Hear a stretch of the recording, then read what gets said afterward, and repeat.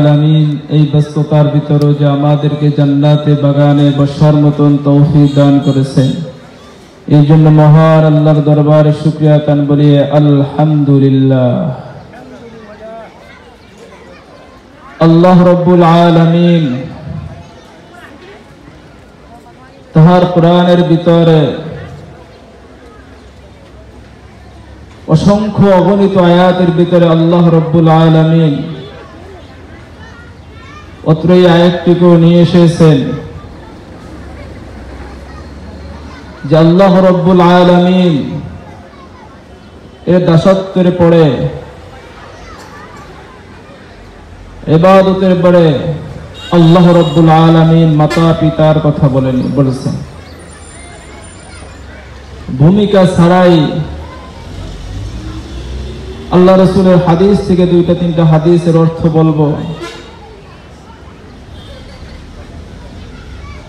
হযরতে উসামা রাদিয়াল্লাহু তাআলা আনহু থেকে বর্ণিত, হযরত উসামা রাদিয়াল্লাহু তাআলা আনহু বলেন, একজন ব্যক্তি আল্লাহ রাসূলের কাছে এসে বলে, ইয়া রাসূলুল্লাহ, ইয়া রাসূলুল্লাহ, ইয়া হাবিবাল্লাহ, সন্তানের প্রতি পিতা মাতার হক কি? আল্লাহ রাসূল সাল্লাল্লাহু আলাইহি ওয়াসাল্লাম বললেন, ও আমার সাহাবী, এই মা এবং বাবাই হইল তোমার জন্য জান্নাত এবং জাহান্নাম। তোমার মা তোমার বাবা যদি তোমার প্রতি সন্তুষ্ট থাকে, আল্লাহ রব্বুল আলামিন তোমার জন্য জান্নাত ফয়সালা করে রেখে দিয়েছে।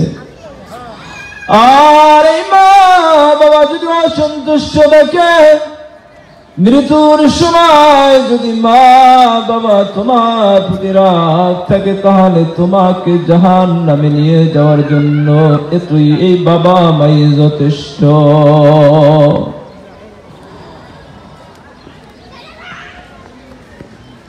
হযরত ইবনে আব্বাস রাদিয়াল্লাহু তাআলা থেকে বর্ণিত, আল্লাহর রাসূল সাল্লাল্লাহু আলাইহি ওয়াসাল্লাম বললেন, ও আমার সাহাবীরা,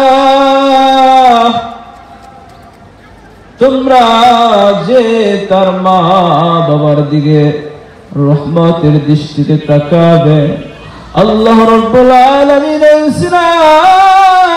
তোমাদেরকে একটা কবুল হজের সওয়াব দিয়ে দিবে।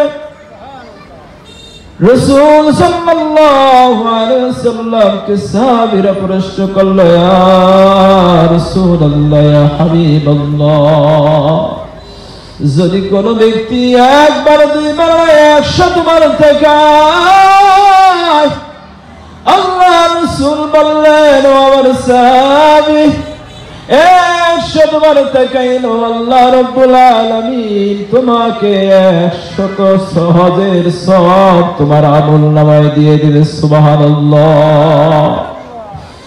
ওই মা বাবার তো কদর আল্লাহ রাব্বুল আলামিন রেখে দিয়েছেন কেন? 10 মাস 10 দিন মা তার সন্তানটাকে পেটে রাখে, বাচ্চালাতে অনেক কষ্ট দেয়, মা সহ্য করে না, মা কোরআনকে গোপনে কাঁদে, দুনিয়ার কাউকে বুঝতে দেয় না, মা যন্ত্রণা ভোগ করে এই দুনিয়ার ভিতরে সন্তানকে নিয়ে আসে। ওই মা ওই বাবা শীতের মৌসুমে শুকনো জায়গায় ঘুমাইতে পারে না, ছোট্ট বাচ্চাটা পেশাব পায়খানা করে দেয়, বাবা মা ওই শীতের মৌসুমে ওই ছোট্ট বাচ্চাটাকে গরমের ভিতরে রেখে মা বাবা ভিজা জায়গায় শুয়ে যায়। কত কষ্ট করে দুনিয়ায় মা বাবা সন্তানের জন্য, আর সন্তান মা বাবার কথা মানে না, মা বাবার কথা শুনে না। এই জন্য আল্লাহ রব্বুল আলামিনের হাবিব বলেছেন, তোমরা যদি মা বাবার কথা শোনো তোমাদের জন্য জান্নাত, আর যদি তোমরা মা বাবার কথা না শোনো তোমাদের জন্য জাহান্নাম। আরে আমরা তো সাধারণ মানুষ, আমরা সাধারণ মানুষ। সাহাবীদের একটা ঘটনা মনে পড়ে গেল। হযরত আলকামা রাদিয়াল্লাহু তাআলা আনহু অনেক বড় মাপের উঁচু সাহাবী। একদিন আলকামা অসুস্থ হয়ে পড়ল। আল্লাহর রাসূলের কাছে খবর আসলো আলকামা অসুস্থ হয়ে পড়েছে।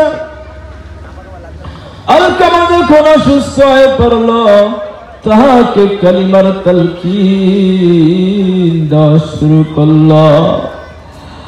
তার আত্মীয় স্বজন বলল, আলকামা বলে লা ইলাহা ইল্লাল্লাহ মুহাম্মাদুর রাসূলুল্লাহ। আলকামার জবান থেকে কালিমা বাইর হয় না, কালিমা বাইর হয় না। আলকামার স্ত্রী দেখতেছে তার জামাইয়ের মুখ থেকে কালিমা বাইর হয় না। আলকামার স্ত্রী দৌড়াইতে দৌড়াইতে আল্লাহর হাবিবের কাছে আসলো, বলল, ইয়া রাসূলুল্লাহ, আমার স্বামীর জবান থেকে কালিমা বাইর হয় না। আল্লাহ রাসূল সাল্লাল্লাহু আলাইহি ওয়াসাল্লাম হযরত আলী রাদিয়াল্লাহু তাআলা আনহুকে এর সাথে আরো তিনজন সাহাবীকে পাঠিয়ে দিলেন, যাও আলী যাও, গিয়ে দেখো আলকামা কেন কালিমা বলতে পারে না। তারাও কালিমার তালকিন দিয়েছে, বলো আলকামা লা ইলাহা ইল্লাল্লাহ মুহাম্মাদুর রাসূলুল্লাহ। আলকামার জবান থেকে কালিমা বাইর হয় না, বাইর হয় না। একজন সাহাবী রাসূলের কাছে আসলো, ইয়া রাসূলুল্লাহ, আল্লাহ আলকামার জবান থেকে তো কালিমা বাহির হয় না। আল্লাহ রাসূল বলছেন, যাও যাও খবর নিয়ে দেখো আলকামার মা বাবা জীবিত আছে কিনা। সাহাবীরা খবর নিল, আলকামার মা জীবিত, বাবা নাই। ইয়া রাসূলুল্লাহ, মা জীবিত আছে। আলকামার মাকে রাসূল বলল, আমার সাহাবীরা যাও যাও যাও, আলকামার মা যদি বৃদ্ধা হয়ে থাকে তাকে গিয়ে সালাম জানাইবা। সে যদি আমার কাছে না আসতে পারে আমি রাসূল তার কাছে চলে যাব।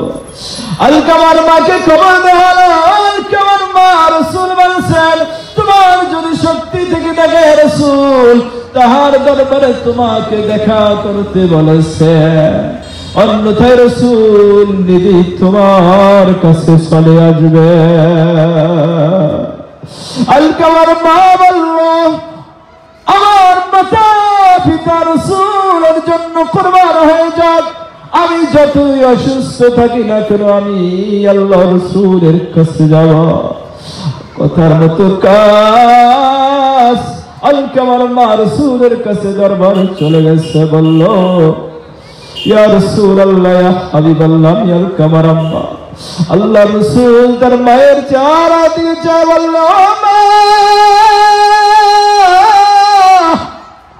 আজকে আলকামার মুখ থেকে জবান থেকে কালিমা বাইর হয় না। তুমি তো মা, তুমি আলকামার খবর জানো, বলো আলকামা কোন ইবাদত বন্দেগী করত কিনা বলো। মা বলে, ইয়া রাসূলুল্লাহ, ইয়া হাবিবাল্লাহ, নামাজ ভালো করে পড়তে, রোজা রাখতো, সব আমল ঠিক ঠিক আছে ইয়া রাসূলুল্লাহ, কোনো আমলে ঘাবলা না। আল্লাহ রাসূল তো বুঝা বলাইছে সব আমল যদি ঠিক থাকে আলকামা কেন কালিমা পড়তে পারবে না মওতের সময়। এবার আলকামার মাকে বলল, ও আলকামার মা, আগে বলো তোমার সাথে আলকামার কেমন সম্পর্ক ছিল? আলকামার মা মাথাটা নিচু দিয়ে রাখলো, বলল ইয়া রাসূলুল্লাহ, আমার সাথে তেমন ভালো আচরণ করতো না। রাসূলের বোঝার আর বাকি নাই। একজন সাহাবীকে বলল, আমার সাহাবীরা, তোমরা লাকড়িকে স্তূপ করে আগুন জ্বালায় দাও। আলকামা সুস্থ অবস্থায় রয়েছে, আলকামাকে নিয়ে আসো। ওই আলকামাকে এই লাকড়ির ভিতরে জ্বলন্ত আঙ্গারের ভিতরে ফলাইয়া দাও। আলকামার মা একটু তাকায়া দেখো। আলকামার মা বলে, ইয়া রাসূলুল্লাহ, ইয়া হাবিবাল্লাহ, আমি জীবন রাখতে আমার সন্তান এই অগ্নিকুণ্ড পড়বে আমি চাই না। রাসূল বললেন, আলকামার মা, এটা তো দুনিয়ার সাধারণ আগুন। আজকের যদি তুমি তাকে মাফ না করো, তোমার সন্তানকে মাফ না করো, এর সে হাজার হাজার কোটি গুণ আগুন, জাহান্নামের আগুন তোমার সন্তানকে জ্বালাইবে। 2 সেকেন্ড পানি ছেড়ে দিয়ে মা বললেন, ইয়া রাসূলুল্লাহ, হাবিবাল্লাহ, আমি আলকামাকে মাফ করে দিছি, আমার সন্তানকে মাফ করে দিছি। এবার সাহাবীদেরকে পাঠাইলে, সাহাবী যাও যাও যাও, এবার আলকামাকে কালিমার তালকিন দাও। এবার কালিমার তালকিন দেওয়ার সাথে সাথে আলকামা বলছে, লা ইলাহা ইল্লাল্লাহ মুহাম্মাদুর রাসূলুল্লাহ।